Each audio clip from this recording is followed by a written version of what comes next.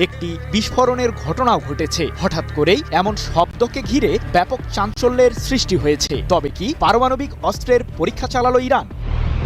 তেহরানের আশপাশেই রয়েছে ইরানের বেশ কয়েকটি পারমাণবিক কেন্দ্র, যেগুলোর মধ্যে অন্যতম কম প্রদেশে অবস্থিত ফোর্দো ইউরেনিয়াম সমৃদ্ধকরণ কেন্দ্র, ইস্পাহান ও নাতানস পারমাণবিক কেন্দ্র। সম্প্রতি এই তিনটি পারমাণবিক স্থাপনাতে বোমা হামলা চালায় যুক্তরাষ্ট্রের বিমান বাহিনী। B-2 মডেলের স্টিলথ বোমারু বিমান দিয়ে চালানো ওই হামলায় তিনটি পারমাণবিক কেন্দ্রের প্রাথমিক স্তরের ক্ষতি হয়েছে বলে দাবি ইরানের, যদিও যুক্তরাষ্ট্র বলছে পুরোপুরি ধ্বংস হয়েছে ইরানের পারমাণবিক কেন্দ্রগুলো।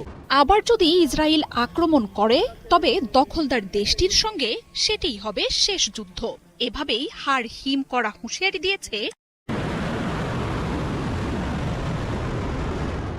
আবার যদি ইসরায়েল আক্রমণ করে, তবে দখলদার দেশটির সঙ্গে সেটাই হবে শেষ যুদ্ধ। এভাবেই হাড় হিম করা হুঁশিয়ারি দিয়েছে ইরান।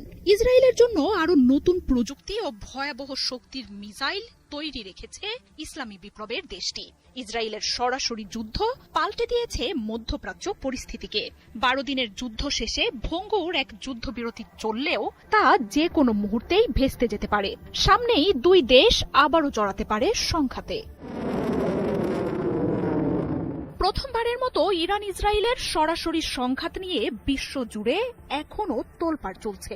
এই দুই দেশের সরাসরি সংঘাত যে এটাই শেষ নয়, সেই নিয়ে সতর্ক করছেন বিশ্লেষকরাও। মধ্যপ্রাচ্য উত্তেজনা যেন থামছেই না। যুদ্ধবিরতির পরও বিভিন্ন মহলের আলোচনার কেন্দ্রে ইরান। হঠাৎই সে আলোচনায় নতুন মাত্রা দিয়েছে মার্কিন প্রেসিডেন্ট ডোনাল্ড ট্রাম্প এবং ইরানের সর্বোচ্চ নেতার ডিজিটাল যুদ্ধ।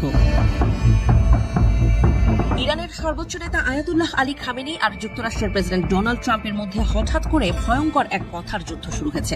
খামেনি তার অফিসিয়াল এক্স অ্যাকাউন্টে ট্রাম্পকে উদ্দেশ্য করে বলেন, ট্রাম্প যা বলছে তা অতিরঞ্জন, তিনি সত্যটা লুকাতে চাইছেন। এর আগে ট্রাম্প এক পোস্টে লেখেন, যুক্তরাষ্ট্র ইরানের পারমাণবিক স্থাপনাগুলো একেবারেই ধ্বংস করে দিয়েছে। তাদের আলোয় শান্ত হয়ে থাকা পশ্চিম তীরের কাফর মালিক গ্রাম হঠাৎই কেঁপে উঠল অগ্নিগর্জনে। কিন্তু এবার নিশানায় ফিলিস্তিনিরা নয়, ঘটনার কেন্দ্রবিন্দুতে ইসরায়েলি সেনারা, আর হামলাকারী নিজেদেরই জাতি, ক্ষুব্ধ ইহুদি বসতি স্থাপনকারীরা। ব্রিটেনে দিনকে দিন বাড়ছে ইহুদি বিদ্বেষ। সাম্প্রতিক এই বিদ্বেষ শুধু ব্যক্তিগত স্তরে সীমাবদ্ধ নেই, তা ছড়িয়ে পড়ছে রাজনীতি থেকে শুরু করে গণমাধ্যমেও।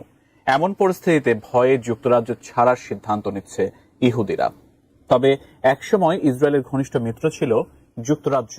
ধীরে ধীরে সব সত্য প্রকাশ্যে আসছে। ইসরায়েলি বাহিনীর শক্তি যে ক্রমশই হ্রাস পাচ্ছে, সেটি সামনে আসতে শুরু করেছে। পবিত্র ভূখণ্ডে জোরপূর্বক যুদ্ধ শুরুর পর থেকে সেনাদের মৃত্যু ও হতাহত নিয়ে অনেক লুকোচুরি করেছে বেনিয়ামিন নেতানিয়াহু ও তার বাহিনী।